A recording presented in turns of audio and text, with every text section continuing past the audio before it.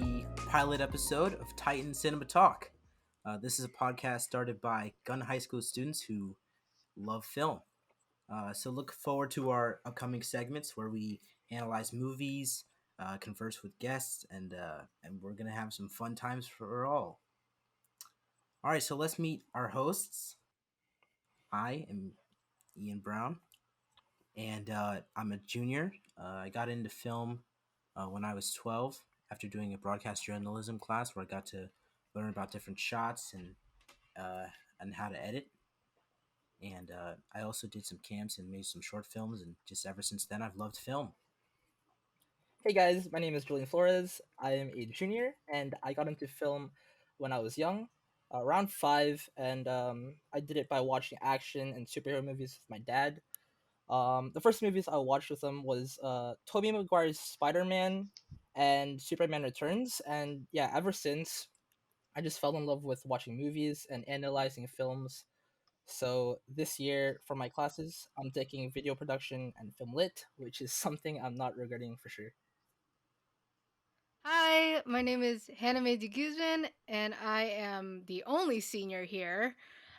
So I got into film by taking video production class in my junior year, and well, I loved the editing and the production with my classmates, and yeah.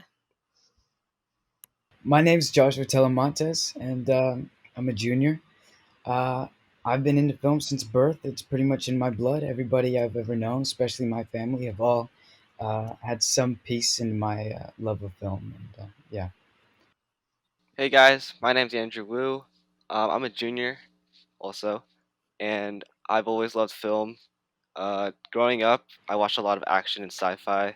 I think the first film I watched was Star Wars: The Phantom Menace, so that has like a personal connection with me. I recently got into filmmaking. I think it was last year. I entered a film competition, and I just loved the whole process. And so I'm excited to talk more about film in this podcast. Hey, Brandon Wu here. I am Andrew's brother, so that also makes me another junior at Gun High School. And I got into film similarly to Julian and, of course, Andrew, because I watched action films when I was younger, especially my dad.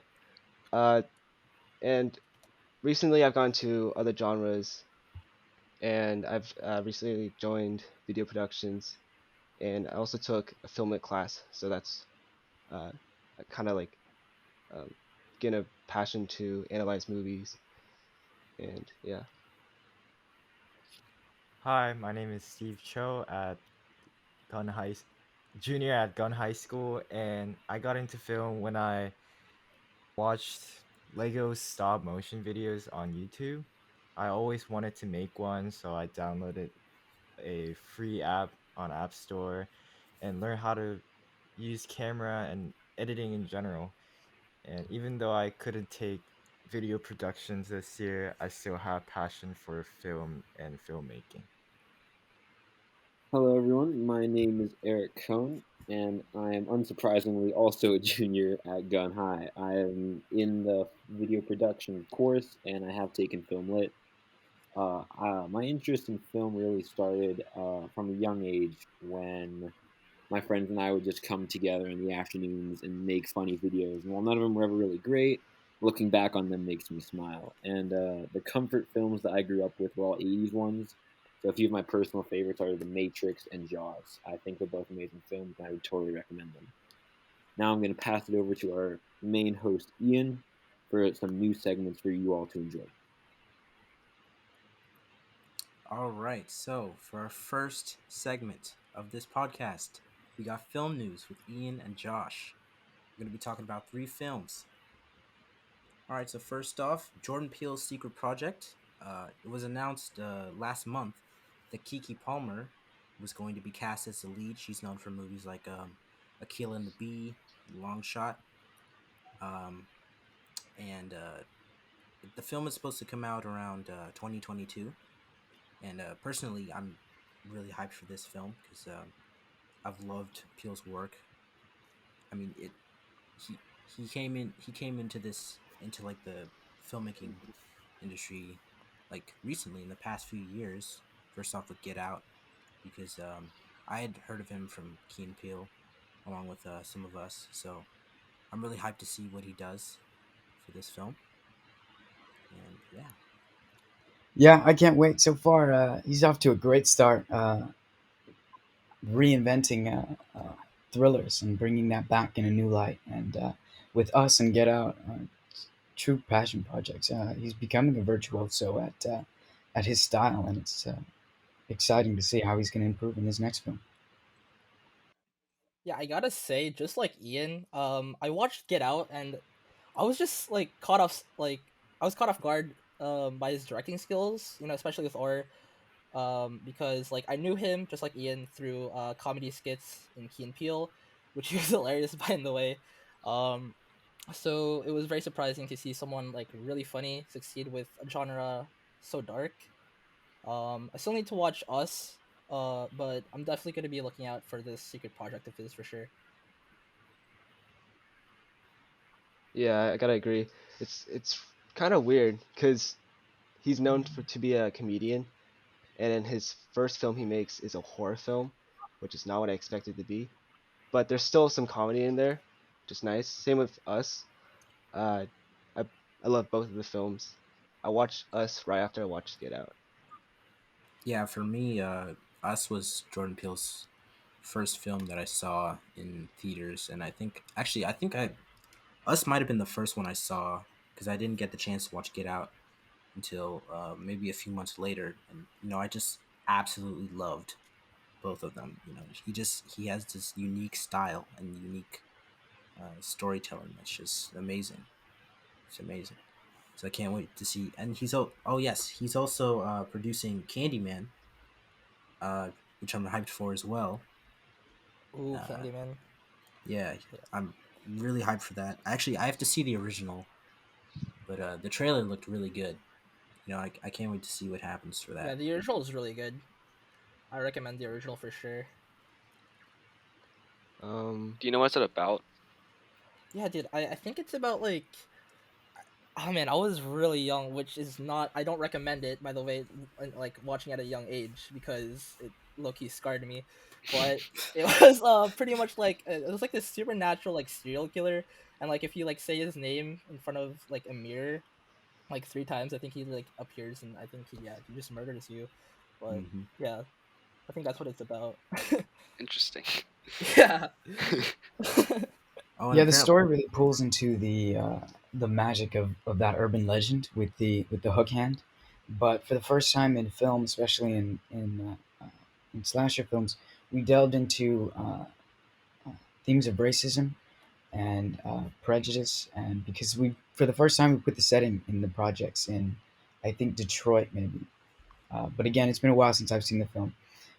But we like the first time you think you meet the monster, it's actually just some guy trying to like peddle his name to get some intimidation around him. And so then you think he's not real.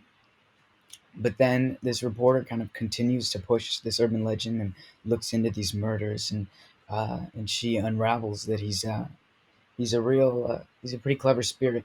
And then in the sequel, which I've only seen a piece of, but I get the idea. I think he was uh, a slave around the early 1800s or middle 1800s, something like that. Hmm. And I think he had a love affair with some guy's wife.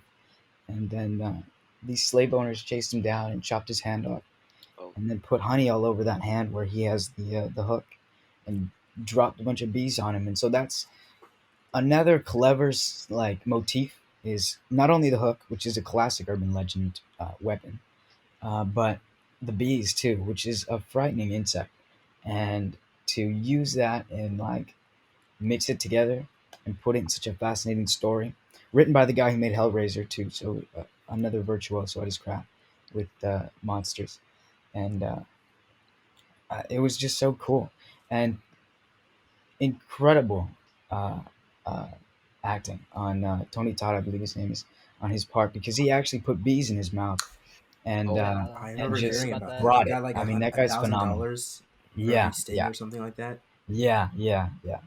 No, he brought it for that performance.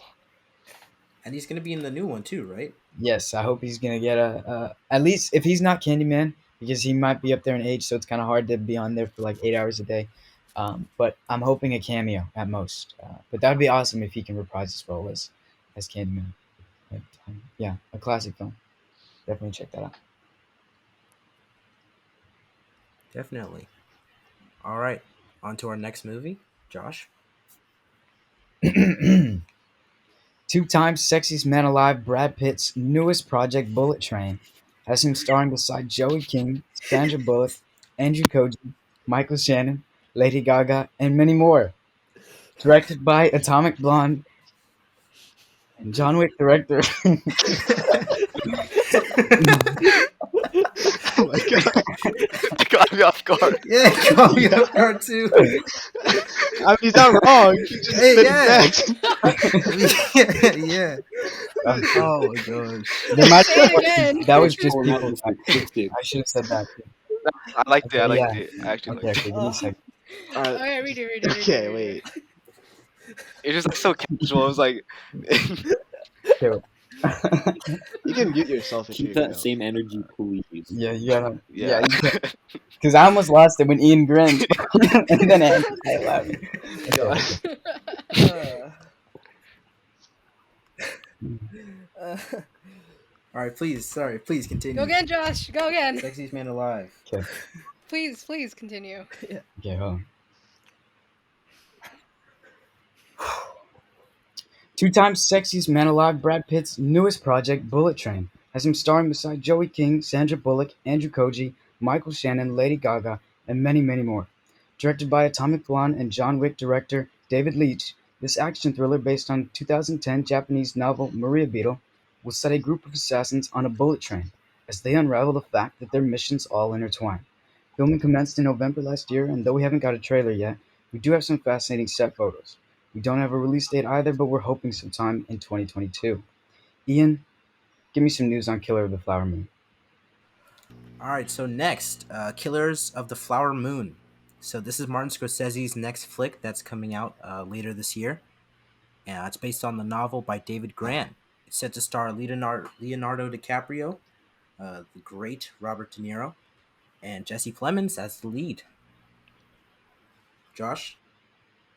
When land disputes between cattlemen and Osage Native Americans in Osage County, Oklahoma, lead to a frightening string of murders of around 20 wealthy Osage Native American landowners, the FBI investigates the even larger conspiracy afoot, presenting the possibility that there may have been hundreds more murdered. The film will follow the tragedy, along with the eventual trial of the mastermind behind the plot, William Hale. Thoughts? Personally, I haven't seen that much of Scorsese's films, but I'm trying to do that soon. I got some films on my list that I need to see, but I have seen Goodfellas. I think that was the first Scorsese film that I saw, and I absolutely loved it. So I need to watch The Departed, The Irishman, Casino, a bunch of his other films. But I know he's one of the great filmmakers of this era. So I'm sure this film's going to be great. Most definitely. I think this one's going to be pretty dark. It's going to delve into a lot of violence, a lot of hidden violence covered up, corruption. But hopefully, we can add some lightheartedness in there because somehow, in some of the darkest stories that we find in the annals of America, he finds some lightness in there that makes it entertaining to watch somehow. And we get some comic relief in there, but we get some very powerful scenes, and he's incredible at integrating the two. And yeah, this will be an exciting project to look into.